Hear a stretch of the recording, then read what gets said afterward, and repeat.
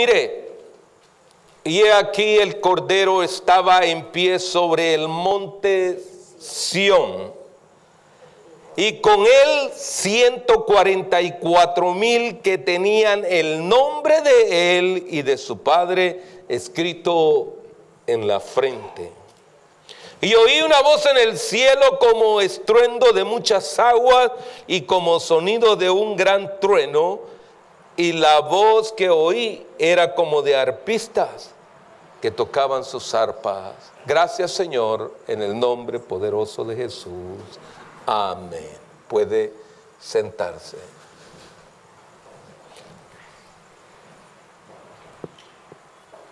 En contraste a lo que es el capítulo 12 y el capítulo 13 del libro de Apocalipsis, aquí, y especialmente el capítulo 13, aquí en el capítulo 14, hay una gran diferencia entre uno y otro, y especialmente cuando nosotros estamos haciendo un análisis de lo que todo lo que fue el capítulo 13. El capítulo 12 y 13, y el 13 especialmente, el cual habla acerca de la bestia, de las dos bestias.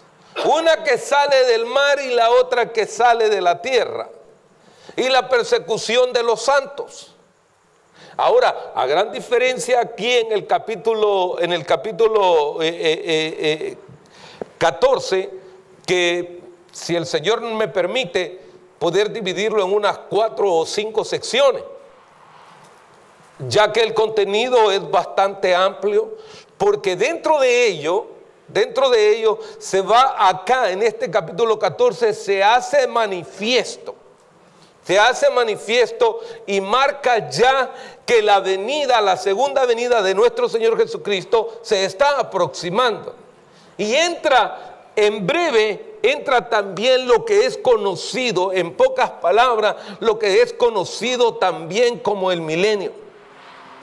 Y dentro de ello también hay un anuncio eterno, o sea, la bendición. Pero también vamos a encontrar algo muy importante en el capítulo 14.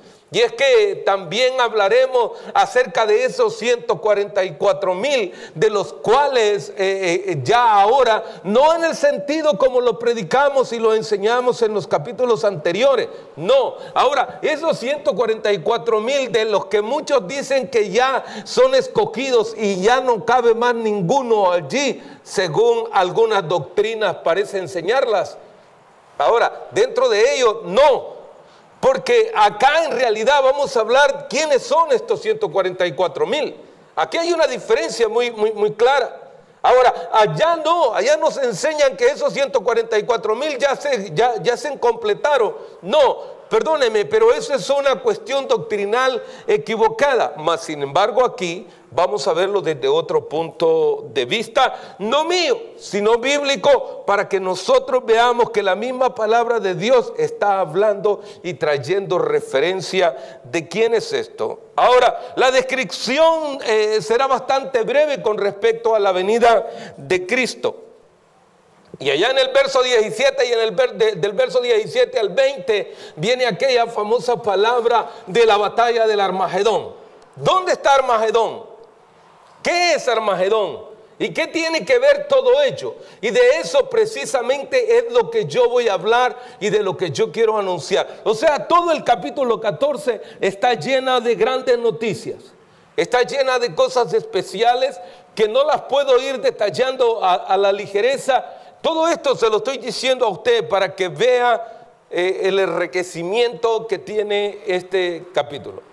Espero que usted me soporte en otros días más en esta enseñanza, para que cada uno de nosotros podamos crecer y ver realmente lo que todo esto nos va enseñando. Amén. Ahora sí, quiero que nosotros, si el Señor me permite, podré desglosar unos 5 versos, si es que el Señor lo permite, por supuesto. ya que dentro de ello comienza diciendo el verso 14. Es más, mire, por favor, quiero hacer un ejercicio con ustedes, porque esto es de suma importancia. Muchas veces nosotros hacer ejercicios cristianos bíblicos.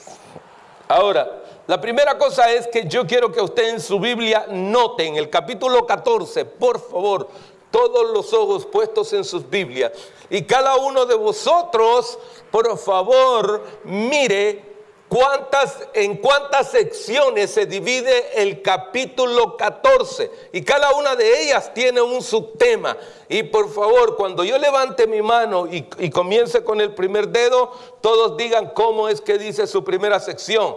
Todos me digan, cuando ponga el segundo dedo, usted me dice cómo se llama la segunda sección, cómo se llama la tercera, y algo otro si es cuarta, y si hay un poco más, por favor háganmelo saber, porque no todas las Biblias, la razón por lo que lo hago es porque no todas las Biblias les ponen subtema. Hay algunas que sí, hay otras que son de estudio, y eso es lo que quiero que también con el pasar de los días vayamos notando. ¿Por qué es que nosotros tenemos la Biblia de esta manera? ¿Ok? ¿Estamos todos listos? A ver, número 1. ¿Cuál es el nombre de la primera división suya? La suya, vamos, léala, dígala. La número 2, ¿cuál es? La número 3.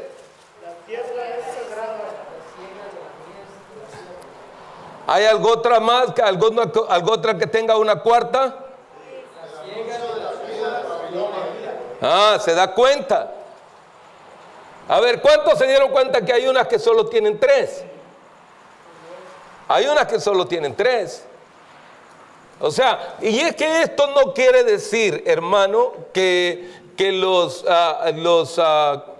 los recopiladores de esa parte o los que editan tal Biblia estén mal. No, ese es simplemente el punto de vista de ellos en dividir el libro de Apocalipsis en 4 secciones. Pero ellos tienen que hablar de todos los versos allí. Pero por eso lo hice, para que nosotros podamos darnos cuenta qué tan fácil es a veces poder trabajar con un libro cuando lo estamos estudiando y poder darnos cuenta en cuántas secciones se divide un libro o de la Biblia, en este caso, de la misma también es un libro secular. Pero lo que más me interesa es que nosotros nos demos cuenta que en realidad nosotros ya recorriendo todo el capítulo 14, nosotros alcanzaríamos aproximadamente a sacar de 4 a 6 secciones de este capítulo, como mínimo. ¿Por qué? Porque cada una de ellas tendrá algo en especial que nosotros tenemos que delinear. La primera sección que yo quiero tocar es la sección que tiene que ver con el cántico de los 144,000. Ahora, esta abarca del verso 1 al verso 5. Y es lo que, si estamos de acuerdo con su Biblia, vamos iguales. Entonces, ahora, el problema es terminar de enseñarla. Ahora, ¿por qué? Porque vamos a hablar un poco de ello. Dice el verso 1, después miré. Cuando él está diciendo, después miré, es que él acaba de tener las visiones anteriores, de las cuales estaba hablando acerca de la serpiente antigua, estableciendo aquella bestia que salía del mar, y la otra que salía de la tierra. Ahora, él está diciendo después, todavía después de aquello que ha dejado atrás, ahora va a tener una visión diferente, una revelación más gloriosa, no como la anterior, porque en esta algo majestuoso va a pasar, porque ahora tiene que ver con aquel que nos ha redimido del pecado. Ahora Juan está viendo algo glorioso.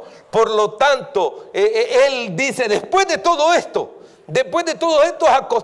acontecimientos, donde la serpiente antigua persigue a los escogidos, ahora, dice, algo diferente va a ocurrir.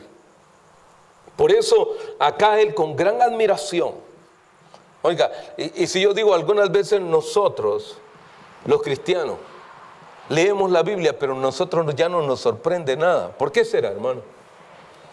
¿Por qué será que a nosotros no nos sorprende nada? ¿Sabe por qué? Porque nosotros somos insensibles a la voz de Dios y al mover del Espíritu.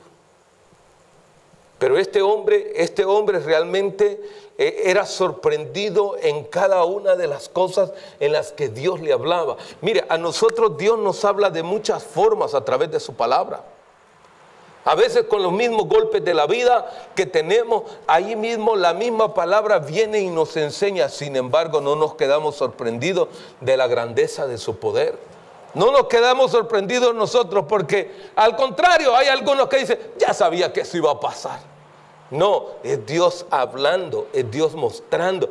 Pero es que yo ya sabía, y todavía le hacen, es que yo ya sabía. Tranquilo, hermano, no. Somos tan sabiondos o tan sabelotodos que ya hasta cuando leemos la Biblia no nos deleitamos. Deleítate a sí mismo en Jehová y Él te concederá las peticiones de tu corazón. Entonces, cada vez que yo leo la Biblia, digo, Señor, Padre, perdóname, pero la verdad que esto ni siquiera lo había visto y tantas veces que lo he leído y no comprendía. Pero Él sigue diciendo, después miré he aquí. Ahora, Él está viendo al Cordero. Hay cosas interesantes con respecto a lo que Él está diciendo. Él está viendo al Cordero de Dios, aquel que quita el pecado del mundo.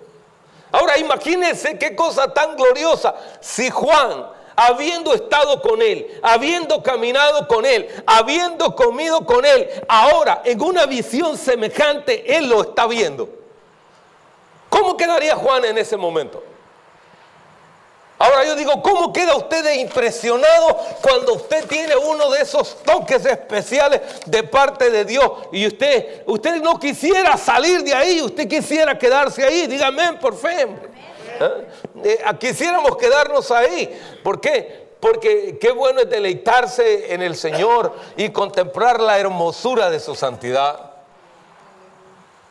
Pero a veces no contemplamos nada porque estamos secos. Y cuando estamos secos, necesitamos ponerle un poquito de aceite de la presencia del Espíritu de Dios a nuestras vidas. ¿Por qué? Porque Juan empieza hablando precisamente de eso, de contemplar realmente al Cordero, a ese Cordero el cual fue inmolado. Ahora, ¿por qué me interesa que nosotros veamos eso? Capítulo 5 del libro de Apocalipsis y verso 9, por favor. Del 9 al 14, dame de a uno por uno, por favor. Capítulo 5, verso 9. Y cantaban un nuevo cántico diciendo, digno eres de tomar el libro y de abrir sus sellos. El único que podía abrir esos sellos, dice, porque tú fuiste inmolado y nos has redimido para Dios con tu sangre y de todo linaje y de toda lengua y pueblo y nación. Imagínense, aquel que llevó la cruz, aquel que caminó en allá en Jerusalén, ese que realmente ese era el que se había puesto para llevar las cargas y cambiar todo el lamento de un pueblo. Verso 10 dice, y nos has hecho para nuestro Dios reyes y sacerdotes y reinaremos sobre la tierra. Verso 11 dice, y miré y oí una voz de muchos ángeles alrededor del trono y de los animales y de los ancianos, y la multitud de ella era de millones de millones. Verso 12, que decían a alta voz, el cordero que fue inmolado es digno de tomar el poder, las riquezas, la sabiduría, la fortaleza, la honra y gloria y alabanza. Y por lo menos digamos amén. Ahora, ¿se da cuenta qué interesante es poder darnos cuenta de qué está hablando Juan? Por eso ya a esta altura del Apocalipsis, Juan está impresionado de algo tan glorioso que él está observando. A veces alguien dirá, lo que pasa es que usted predica con pasión. Sí, pero es que lo que pasa es que, ¿cómo nos llamamos? Cristianos, ¿sí? Y sabe que el libro de los Hechos, capítulo 26, verso 11, dice, ¿y cuándo se llamaron por primera vez qué? Cristianos, los seguidores de Cristo. Fue desde aquella vez les empezaron a llamar, pero ¿sabe usted que para ser cristiano verdaderamente, en aquella época había que aguantar todo? ¿Sabe que la gente en aquellos días era perseguida, era asesinada? Y aquí, perdóneme, pero mire, acá, precisamente aquí, ¿sabe usted que dentro de todos los emperadores no hubo ningún emperador romano? Y cuando yo hablo de los emperadores romanos, ¿sabe que ninguno de ellos, todos ellos estaban en contra de los cristianos? Y el propósito de ellos era siempre que los cristianos murieran. Ahora, por eso es que era más fácil ser pagano o ser del mundo que decir que son cristianos. Ahora, ¿quiénes eran cristianos verdaderamente? Aquellos que no negaban su fe. Y a veces nosotros, hasta porque se nos queman los frijoles, negamos ¿qué? Nuestra fe en Cristo. No. ¿Por qué? Porque es algo que realmente, mire hermano, si usted está pasando lucha, usted está pasando prueba, usted está teniendo momentos difíciles, no niegue su fe, tómese más de la mano del Señor, porque Él es su ayudador y Él le puede ayudar en ese momento difícil. Capítulo 7, vamos al capítulo 7, por favor. En el capítulo 7 y verso 14, también ahí hace mención de esto, y dice así. Y yo le dije, Señor, tú lo sabes. Él me dijo, estos son los que han venido de la gran tribulación y han lavado sus ropas y las han emblanquecido en la sangre, con la sangre del Cordero. Ahora, tomemos en cuenta algo muy especial. No quiero que se vaya a confundir en esa parte, la voy a dejar ahí. Porque al hablar de los que han emblanquecido sus ropas con la sangre del Cordero, no piense este momento que estamos hablando de los 144,000. No, por favor, no se me vaya a confundir. ¿Okay? Por eso mejor prefiero regresar allí al mismo verso. Dice, y estaba, ¿cómo dice? En pie. El Cordero estaba en pie. Esto quiere decir firmeza. Cuando el Señor venga, Él descenderá. Dice, Él descenderá y se establecerá en Sión. Y allí me quedé yo un ratito. Ahí hice otra pausa allí. Porque hay algo, tal vez usted dirá, yo ya tengo demasiados años en el Evangelio, pastor, a mí ya los nombres de las montañas no me confunden, o los nombres de los montes no me confunden. Ok, Pero si usted ya se lo sabe, permítame enseñarle a los que están comenzando, ¿sí? Usted sabe que no es lo mismo el monte Sión que el Sinaí o el monte Oreb. No, son dos cosas diferentes, hermano. Porque a veces nos confundimos. A veces pensamos que estamos hablando del monte de Sión y es el mismo monte de Oreb. No, por favor. Recordemos una cosa, porque dice la razón por la que nosotros también, aunque más adelante fue conocido como el monte de Oreb, ¿ok? Y el corito dice, ahí ardía ¿qué? La zarza. Ahí ardía la zarza. ¿Y cuándo era que ardía la zarza ahí? ¿Con qué personaje ardía allí? Con Moisés. Entonces quiere decir que no está cerca de Jerusalén. Pero Sión sí está cerca de Jerusalén. ¿Quedó más claro ahora? Ahora, y ahí en Sión es donde Él descenderá, allá donde está la niña de sus ojos, donde está su pueblo amado, sobre aquellos por los cuales Él vino, ahí descenderá. Y dice, y estaba en pie, o sea, habla de firmeza.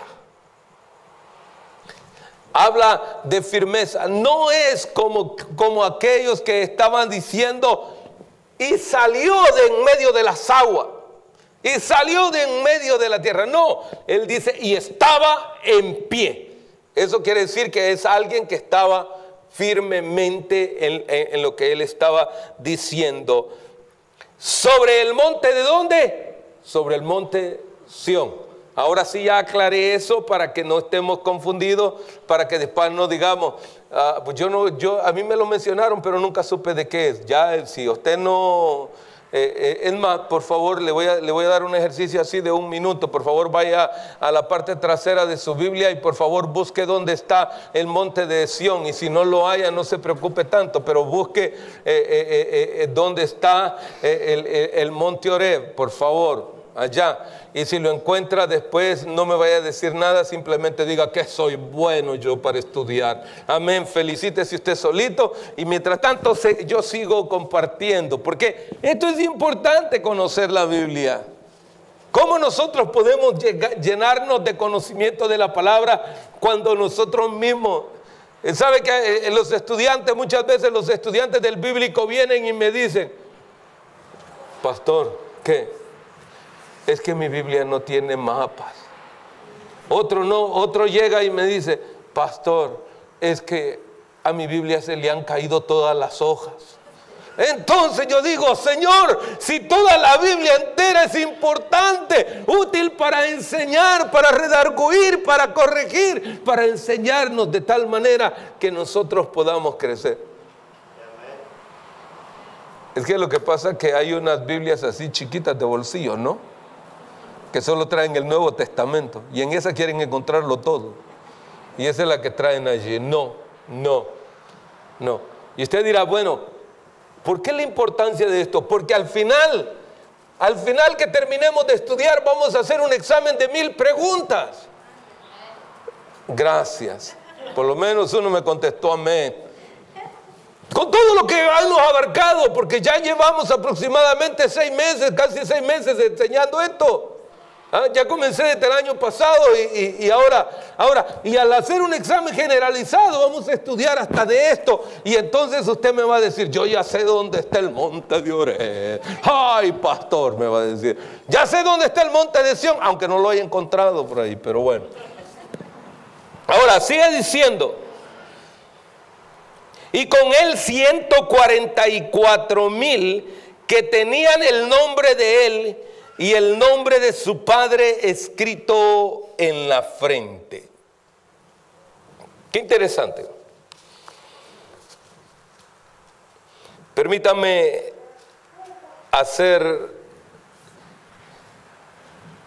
antes de pasar a esta parte del verso, en Hebreos 12:22, por favor. Hebreos 12:22. Perdón, primero Gálatas 4:26. Gálatas 4:26. Y es que cuando hablo de Sión, la mayoría de personas piensan que se habla de la Sión celestial. Por favor, no. Aquí, Juancito, mas la Jerusalén de arriba, libre es, la cual es la madre de todos nosotros. Ahora sí, Hebreos 12:22. El autor, Juan, no está hablando realmente de la Sión celestial, aquella que nosotros decimos, y allá hay una ciudad nueva. No, momento. Mas os habéis llegado al monte, ¿de dónde? De Sión. Esto es en Hebreos capítulo 12, verso 22. Y a la ciudad de Dios vivo, del Dios vivo, Jerusalén la celestial y la compañía de muchos de millares de ángeles. No, Juan no está hablando de esa, aunque hay algunos que enseñan que esta parte de esta Sión de la cual el libro de Apocalipsis está hablando es de la Sión celestial. No, en un momento vamos a ver por qué no es esa Sión. Porque hay algunos que comienzan perdónenme, pero no lo estudiamos como decimos de acuerdo a la hermenéutica. Nosotros venimos interpretando realmente el libro como tiene que ser. Ahora, continúa él hablando y diciendo, y con él 144,000 que tenían el nombre de él y de su padre escrito en la frente. Hay algo interesante entre medio de todo esto. Es que la identificación de estos 144,000 ya lo habíamos visto nosotros en el libro de Apocalipsis 7:1, e incluso que son los mismos mencionados acá. Si vamos a Apocalipsis 7:1, por favor, usted del 7 al 8, del 1 al 8, pero vamos a ir de uno por uno. Y después de estas cosas, vi 4 ángeles que estaban sobre los 4 ángulos de la tierra, deteniendo los 4 vientos de la tierra para que no soplase viento sobre la tierra, ni sobre el mar, ni sobre ningún árbol. Verso 2, dice, y vi otro ángel que subía del nacimiento del sol, teniendo el sello del Dios vivo, y clamó con gran voz a los 4 ángeles a los cuales era dado el hacer daño a la tierra y al mar, diciendo, no hagáis daño a la tierra, ni al mar, ni a los árboles, hasta que señalemos a los siervos de nuestro Dios en sus frentes. Esos son de los que está hablando. Ahora, nosotros podemos ser salvos en Cristo. Pero recordemos que estos 144,000 sellados, los que tienen el sello de Dios, el Padre, en la frente, son aquellos que van a ser mártires. Son aquellos que van a predicar en el tiempo de la gran tribulación, y que muchos de ellos van a morir. Oye, si a nosotros las deudas nos sacan del evangelio, no digamos si nos dicen que nos toca morir por el evangelio. Sí, porque algunos se van del evangelio simplemente porque tienen demasiadas deudas. Otros porque anhelan el estar en el pasado. Mas sin embargo, estos no. Estos sabían verdaderamente y habían sido escogidos y hasta sellados de parte de Dios para este tiempo difícil. Ahora, sigue diciendo el verso 5. De la tribu de Judá, y empieza a hablar acerca de cada uno de ellos. Vamos hasta el verso 8, perdón, para evadir un poco. De la tribu de Zabulón, de la misma forma empieza a llevar. Entonces, ¿por qué le dije que los lleváramos ahí o nos fijaron? Ahora, ¿Quiénes son en realidad estos que están saliendo? Estos 144,000 para la respuesta de la interrogante de lo que dije al inicio. Estos son judíos.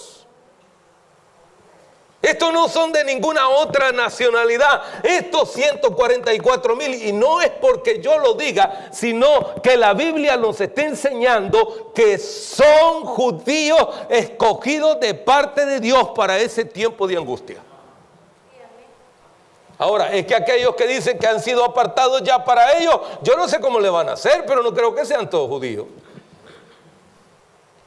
Ahora, ¿se da cuenta que tan fácil se vino abajo una doctrina equivocada? Sin embargo, a veces nosotros las escogemos o nos vamos con ellas por cuestiones de que nos sentimos bien, pero no porque realmente estemos en lo correcto. Ahora, ahí es donde nosotros empezamos a darnos cuenta. Ahora, hay algunas cosas interesantes que yo quiero que nosotros observemos. Ok, número 1, estos son vírgenes. Pastor,